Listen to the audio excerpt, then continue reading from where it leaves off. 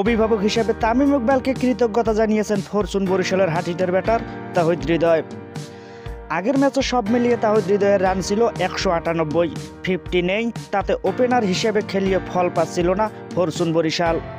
সরাসরি চুক্তিতে দলে জায়গা পাওয়া এই ব্যাটসম্যান প্রত্যাশা পূরণ করতে পারেননি একদমই, কিন্তু প্লে অফে ছন্দে ফিরেছেন হৃদয়। বিপিএলে কাল প্রথম কোয়ালিফায়ারে চিটাগং কিংসের বিপক্ষে 56 বলে অপরাজিত 82 রানের ম্যাচ জেতানো ইনিংস 9 উইকেটের জয়ে দল উঠেছে ফাইনালে। এরপর সামাজিক যোগাযোগ মাধ্যমে করা পোস্টে হৃদয় স্মরণ করেছেন নিজের খারাপ সময়কে।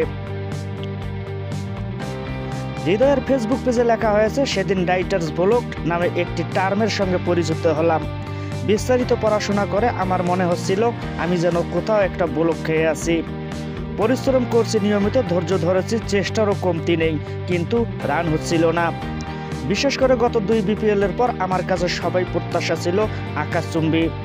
গতবার কুমিল্লা ভিক্টোরিয়ান্সের হয়ে 14 ম্যাচে 462 রান করেন হৃদয়। তার আগের মৌসুমে খেলেন সিলেট স্ট্রাইকার্সের হয়ে, 12 ম্যাচে করেন 403 রান।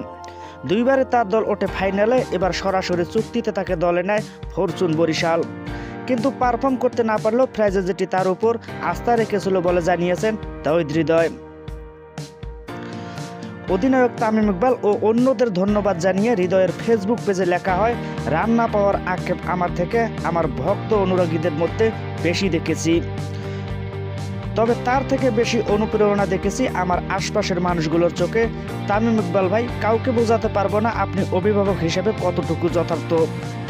এত প্রত্যাশা থাকার পরও পুরো টিমের সবাই প্রতিনিয়ত আমাকে বুঝিয়েছেন সবই স্বাভাবিক, হৃদয় রানে ফিরবেই। কৃতজ্ঞতা আমার কোচিং স্টাফ, সকল খেলোয়াড়দের প্রতি, ফিজিও বাহেজিদ ভাই, শাহিন ভাই, আপনারা দুজনেই বিশেষ কিছু আমার জন্য। এরপর সমর্থকদের জন্য ভালোবাসা বার্তা দিয়ে লেখা হয়েছে, ক্রিকেটকে যারা ভালোবাসে তারা আমাদেরকেও ভালোবাসে জানি। ভালো খেললে তালি দেয়, আমরা খারাপ খেলেও তাদের ভেতরে হতাশা কাজ করে। সত্যি বলতে ভক্তদের এই পজিটিভ নেগেটিভ ফিডব্যাক দুটি হোক আমাদের শক্তি। ধন্যবাদ মহান রাব্বুল আলামিনকে, ধন্যবাদ ফরচুন বরিশালের সকল সদস্যকে, ধন্যবাদ আমাদের সকল সমর্থককে।